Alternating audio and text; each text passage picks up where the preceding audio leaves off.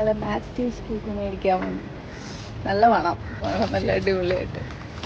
നിന്നെ കല്ല് പറക്കാനാണോ ഇവിടെ കൊണ്ടുവന്നേ? കേക്ക് മേടിക്കാൻ കൊണ്ടുവന്നല്ലേ?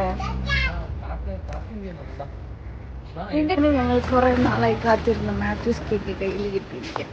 അപ്പൊ ഇന്ന് രാത്രി ഞങ്ങൾ കേക്ക് കട്ട് ചെയ്തിട്ട് എങ്ങനെ ഉണ്ടെന്ന് പറയാട്ടോ.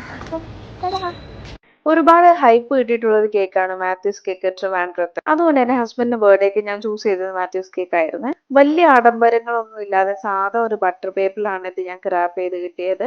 അതുപോലെ ആഡംബരങ്ങളൊന്നും ഇല്ലാത്ത ഒരു സിമ്പിൾ കേക്ക്. പക്ഷെ അങ്ങനെ കുറച്ച് കാണേണ്ട ആവശ്യമില്ല, ആളൊരു മസ്റ്റ് ട്രൈ ആണ്. പിന്നെ ഈ കേക്കിന്റെ ഒരു ഹൈലൈറ്റ് എന്താന്ന് പറയട്ടെ, ഈ കേക്കിന്റെ ഫേസ് അല്ലെങ്കിൽ ഈ കേക്കിന്റെ ആ ഒരു ഷേപ്പ് ആര് കേട്ടാലും തിരിച്ചറിഞ്ഞിട്ട് ചോദിക്കും ഇത് മാത്യൂസ് കേക്ക് അല്ലേ എന്ന്. 2 ഫ്ലേവറിൽ മാത്രമേ ഈ കേക്ക് അവൈലബിൾ ആയിട്ടുള്ളൂ. ഒന്ന് വാനില ഫ്ലേവറും രണ്ടാമത് ചോക്ലേറ്റ് കേക്കും.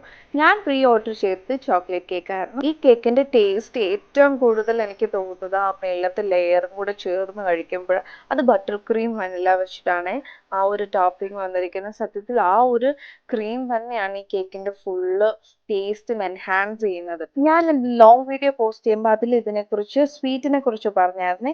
സത്യത്തിൽ ഇതിന് ആവശ്യത്തിന് മധുരം ഉണ്ടെന്നേ, നമുക്ക് കഴിക്കാൻ പറ്റുന്ന മധുരം. യൂഷ്വലി നമ്മൾ കേക്ക് കഴിക്കുമ്പോൾ ഭയങ്കര മധുരമല്ലേ, ഇങ്ങനെ ഒരു പ്രശ്നം ഈ കേക്കിനില്ല. ഇത് പ്രീ ബുക്ക് ചെയ്തിട്ട് പോകണം കേട്ടോ, ഇല്ലേ കിട്ടില്ല.